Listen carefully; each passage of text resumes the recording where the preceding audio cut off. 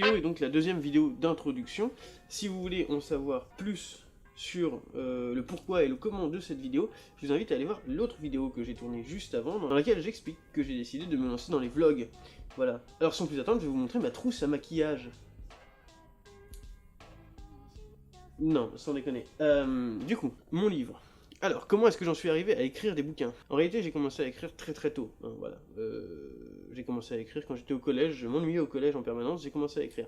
Mais c'était de la merde. Non mais je suis pas un génie, vous emballez pas, sinon je serais pas là en train de faire des vidéos, je serais...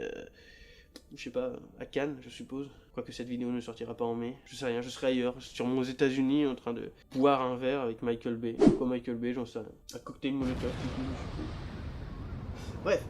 J'ai commencé à écrire très tôt quand j'étais au collège, j'ai commencé à écrire des trucs, c'était très mauvais, mais j'ai quand même persévéré. J'ai commencé à écrire plein de trucs et tout ça, et j'ai commencé à écrire un premier livre, si l'on veut, que je n'envisageais pas comme un vrai livre en fait. J'ai toujours considéré que ce texte que j'étais en train d'écrire, je l'écrivais pour m'entraîner, et arrivé à la fac, je me dis, c'est bien mauvais ce que je suis en train d'écrire, je vais tout réécrire. J'ai pas vraiment tout réécrit en réalité, j'ai revu par-dessus, j'ai saupoudré un peu de quelque chose d'un peu plus mieux fait. Mieux, qualitatif, un peu plus de comparaison, un peu plus de fioritures et de péripéties.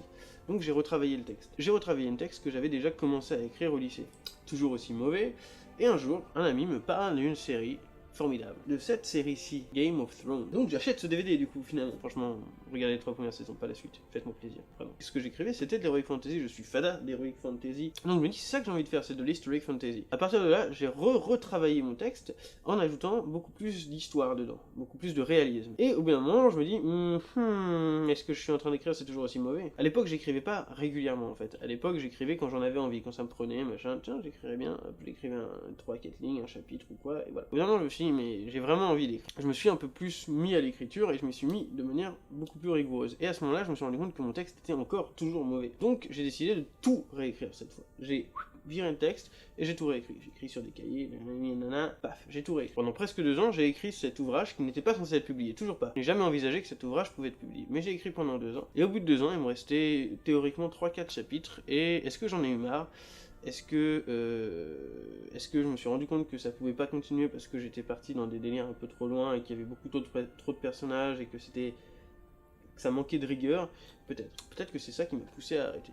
Néanmoins, comme Voldemort, ça m'a permis de comprendre plein de choses. Ça m'a permis de comprendre comment écrire, ça m'a permis de développer mon écriture et un peu mon style, ça m'a permis aussi de me rendre compte des lacunes que j'avais, notamment en termes de rigueur, et ça j'en parlais dans la vidéo d'après. Petit teasing, les enfants. Ça m'a permis de comprendre plein de choses, et surtout ça m'a permis de développer un univers complexe. Puisque après ça, après 1 an de carence durant lesquels j'ai commencé à travailler en même temps que je faisais mon mémoire que j'ai finalement abandonné, c'est un vlog, on se dit tout. Après ça, je me suis dit, j'ai envie de me remettre à l'écriture, de manière plus assidue, et j'ai vraiment envie de, cette fois-ci, j'ai 23 ans, j'ai envie de pondre un bouquin. J'en avais 22 en fait, mais j'avais quand même envie de pondre un bouquin.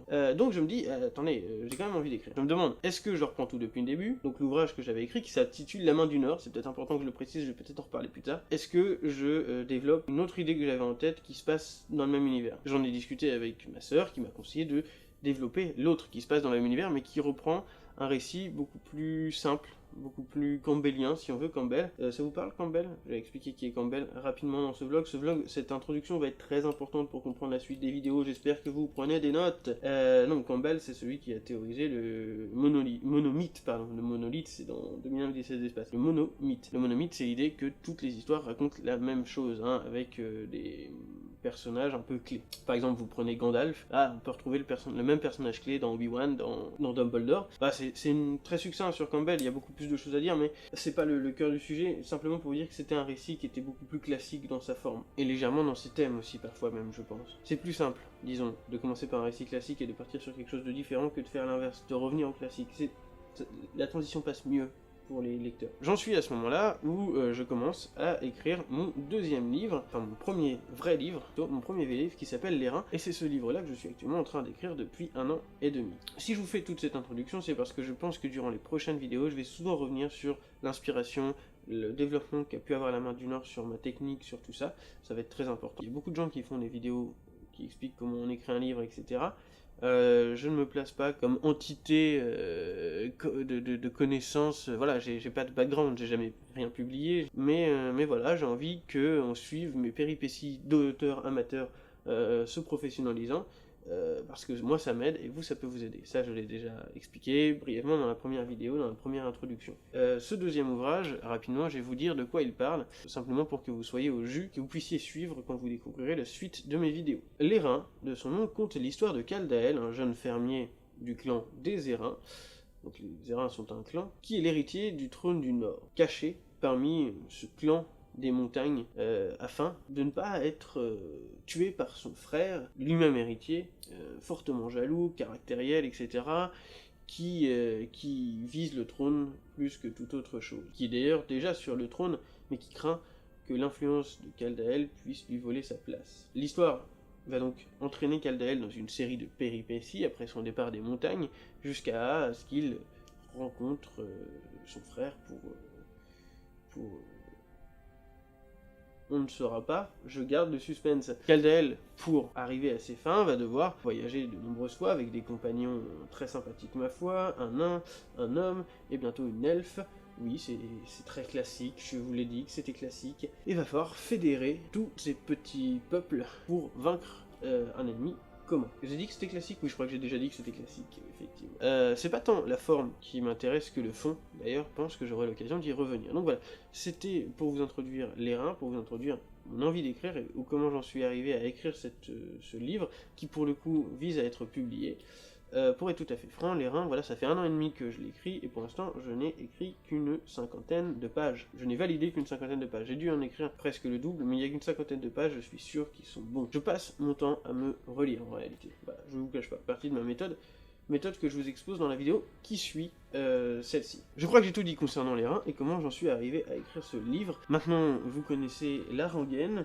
Je vous invite évidemment à vous abonner en bas si vous voulez avoir plus d'informations. La 3e vidéo arrive juste après. À taper la petite cloche, et vous n'êtes évidemment pas obligé de liker cette vidéo d'introduction qui, à mon avis, est extrêmement fastidieuse pour toute personne qui n'est pas dans ma tête et qui ne connaît pas l'univers que je vais décrire, que j'ai décrit. Quelqu'un, vous n'êtes vraiment pas obligé de liker, et encore moins de disliker. Commentez si vous avez des trucs à dire, mais à mon avis il n'y a rien à dire sur ce genre de vidéo.